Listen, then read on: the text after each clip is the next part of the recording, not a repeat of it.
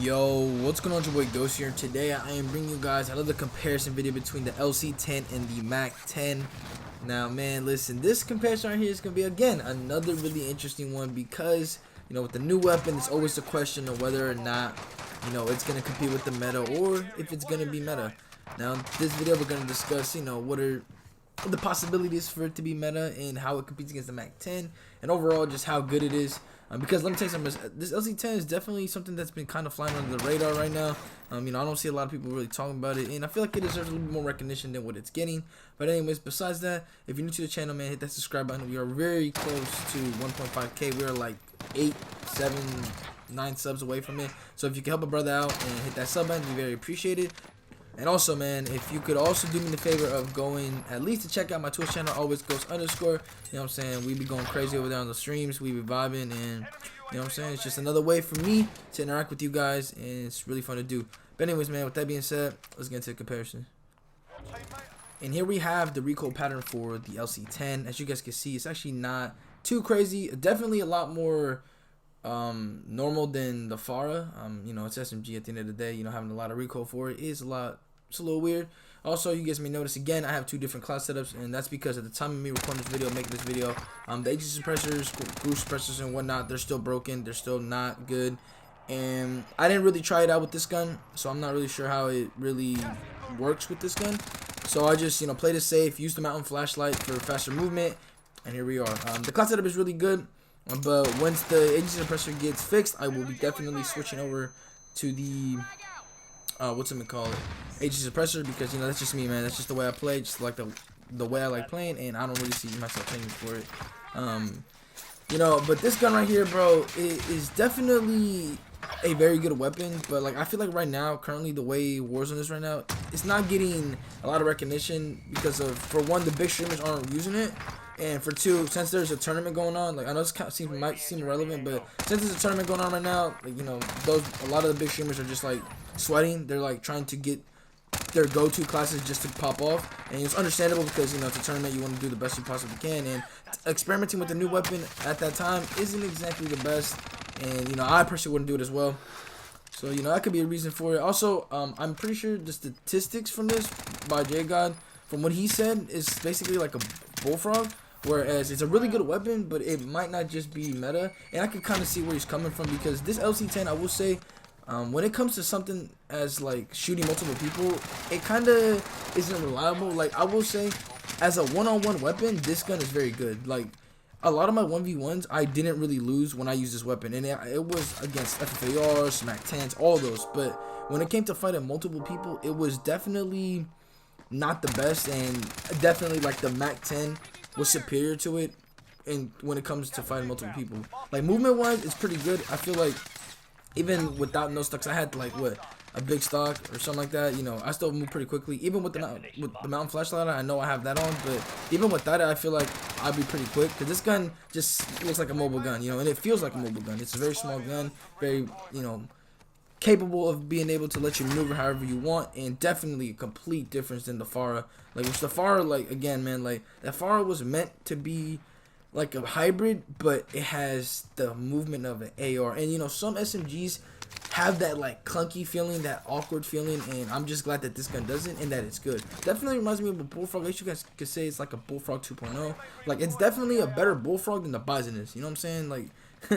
But we might have to explore that subject in the future, but we'll get there when we get there. But the LC10 is definitely one of those weapons that I know it's early on. It hasn't even been a week yet since it's released, and so a lot of people don't even have the gun yet, and I was able to have it already and max it out already completely. So I was really running with it, and I really had a lot of fun with it. Definitely feels like a gun I could see myself using when I'm bored of using one weapon, or just want to try something new.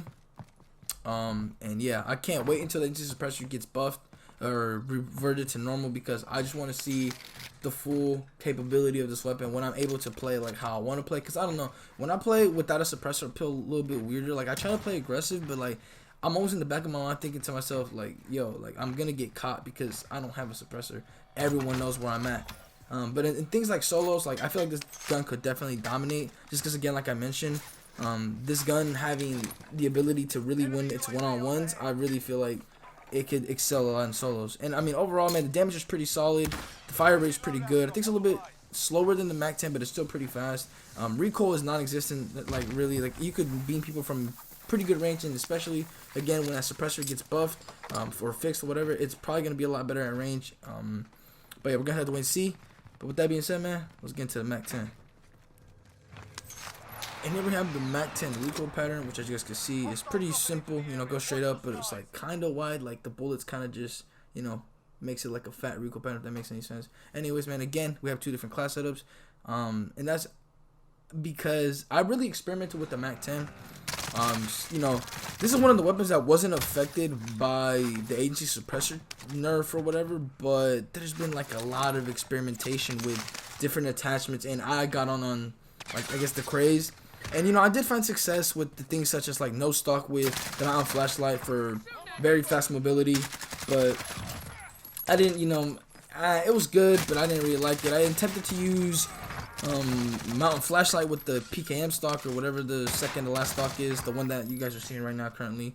I tried using a mount-on flashlight, but again, you know, I didn't have the suppressor, and you know, it was weird. I had mobility, but and a little bit more accuracy, but it was just, you know, not for me. I also tried the target designator, because if you guys did not know, the target designator allows you to have better hip fire, which, you know, I guess a lot of people miss hip fire from like the MP5. If you guys remember the MP5 from the old meta where the hip fire was insane. You know, the target designator allows you to have better hip fire. I don't know if it's at the same level as like a 5 milliwatt Merc 4 grip MP5, but I know it's better than the base or even most MAC-10 classes.